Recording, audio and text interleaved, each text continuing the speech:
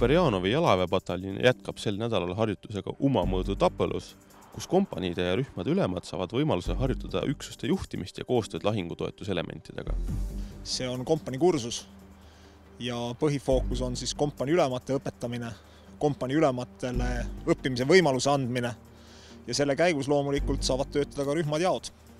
Siiani juba varasemalt oleme teinud kompani rünnakut, kompani reidi ja selles õppuse etapis on siis plaanis kaitselahing ja kaitselahingust välja tõmbamine, üleminek viivitusse.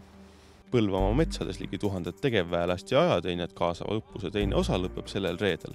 Kuperjanovi jalaväepataljoni ajateenijatele on see viimane suurem õppus enne kevadtormi. Ma usu, et ta säänest muudu, koos kõik kompani saame kuuh mingit asja teeta ütel suurel alal, et ta valmistas päris hästi ette. Nii kui ta tämpäne rännakoil ka, Kateh Vorsti suure üksuse kuuh, et ma usu, et ta avitas hulga manu, et kuustüüd arendada omavahel, et ta on kindla hää.